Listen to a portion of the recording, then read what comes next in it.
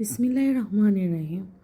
আমার প্রিয় সকল বন্ধুরা, 2025 সাল শেষ হয়ে আসছে, আর এই শেষ দিনেই আমি আজকে নিয়ে আসলাম ব্রোকলি স্যুপ এবং ব্রোকলি সটে।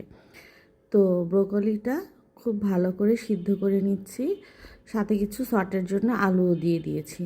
অল্প একটু পানিতে ব্রোকলিটা খুব ভালো করে সিদ্ধ করে নিতে হবে, যাতে ব্রোকলিটা ডাঁটাগুলো সিদ্ধ হয়ে যায়। আর ঢাকনা খুলেই সিদ্ধ করতে হবে, যাতে সবুজ সবুজ থাকে। তারপর একটা প্যানে একটু তেল বা বাটার দিয়ে বেশ কিছু রসুন একটু ভেজে নিব। এভাবে রসুনটা খুব আস্তে আস্তে একদম গোল্ডেন হওয়া পর্যন্ত ভাজতে হবে। তারপর ব্রোকলিটা আমি ব্লেন্ড করে নিয়েছি সিদ্ধ করা, সেটাও একটু ভেজে নিয়ে তারপর ব্রোকলিটা ঢেলে দিয়েছি। ব্রোকলিটা একটু ভেজে নিলে সুন্দর একটা ফ্লেভার আসে। আর এখানে দিয়ে দিলাম ম্যাগি চিকেন কিউব। এই চিকেন কিউবটা দিলে কিন্তু স্যুপটা খুব টেস্টি হয়। আমরা যে বাজারে স্যুপগুলি খাই, যেই চিকেনটা দেওয়া চিকেন থাকে, সেই চিকেনটাই এই ব্রোকলি স্যুপের মধ্যে আমি দিয়ে দিলাম চিকেন কিউবটা, দিয়ে খুব ভালো করে নেড়ে চেড়ে নিব একদম, যতক্ষণ না পর্যন্ত একটু গ্রেভি হয়ে আসে। আর এভাবে ব্রোকলি স্যুপটা খুব ভালো করে নেড়ে চেড়ে, প্রথমে আমি ব্রোকলি স্যুপটা কিন্তু হাফ ব্লেন্ড করে একটু বাটারে ভেজে নিয়েছিলাম। তারপর বাকি ব্রোকলিটা পানি দিয়ে ব্লেন্ড করে এভাবে ঢেলে দিলেই কিন্তু একটা থকথকে স্যুপ হয়ে যাবে। আর ব্রোকলিটা একটু ভেজে নিলে বাটারের একটা সুন্দর গন্ধ আসে। এই তো ব্রোকলিটা যখন খুব ভালো করে একটু নাড়াচাড়া দিয়ে ভাজা ভাজা হয়ে আসবে, একটু ঘন হয়ে আসবে, তখন তাতে মিশিয়ে দিব ঘন করে 1 কাপ দুধ। আমি খুব ভালো করে দুধটা ঘন করে বানিয়ে নিয়েছিলাম। আপনারা চাইলে পাউডার দুধও দিতে পারেন বা মিল্কভিটাও দিতে পারেন। তারপর একটু স্বাদের জন্য লবণও দিয়ে দিয়েছি, আর সামান্য একটু চিনি দিতে হবে টেস্টের জন্য।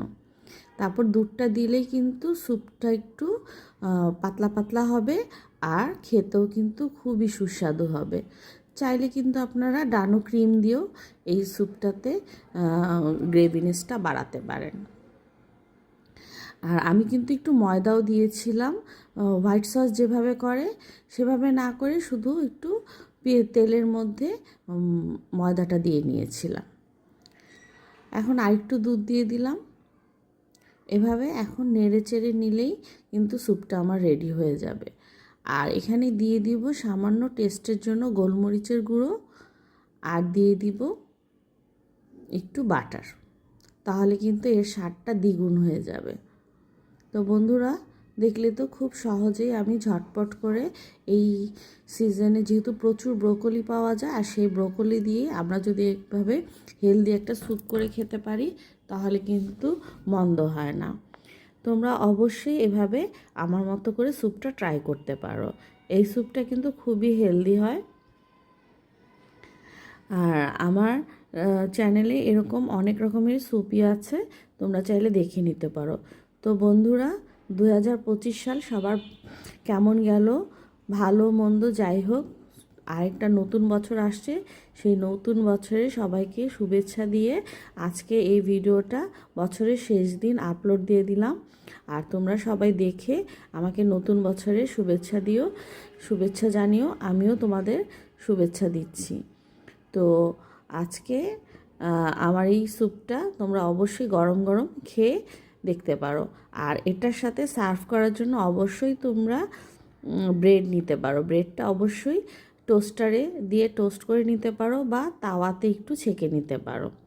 আর স্বাদের জন্য একটু কাঁচামরিচও দিয়ে দিলাম। তারপর বাটিতে সার্ভ করে নিব। এই তো আমার স্যুপটা কিন্তু রেডি। আর টোস্টটাও আমি ভেজে নিয়েছিলাম, সেই টোস্টটা দিয়ে কিন্তু এরকম ঘন স্যুপগুলো খুব ভালো হয়। লাঞ্চের থেকে ডিনারে এই স্যুপগুলি বেশি সুস্বাদু হয়, এবং ব্রেকফাস্টেও অনেকে কিন্তু খেতে পারো, খুবই সুস্বাদু হয়। এরকমভাবে তোমরা অবশ্যই বাসায় তৈরি করে নিতে পারো। দাম দিয়ে রেস্টুরেন্টে যেয়ে খেতে হবে না। আর সাথেও ছিল আমার সটেটা, যেহেতু বেশ কিছু ব্রোকলি ছিল, আর সাথে আলু দিয়ে ব্রোকলিটাও আমি একটু বাটার দিয়ে আর গোলমরিচ দিয়ে ভেজে নিয়েছিলাম। তো একটা আইটেম দিয়ে এরকম যদি 2টা রেসিপি তৈরি করা যায়, বন্ধ কিসের। তো আমার ভিডিও যদি তোমাদের ভালো লাগে, লাইক এবং সাবস্ক্রাইব করে পাশে থেকে যেও বন্ধুরা। আর আমার চ্যানেলটা একটু ঘুরে যেও, সেখানে নানান রকমের দেশি বিদেশি চাইনিজ ইন্ডিয়ান একদম গ্রাম্য রেসিপি আছে, সবই দেখতে পারবে। তো ভালো থেকো, সুস্থ থেকো, নতুন বছরের শুভেচ্ছা।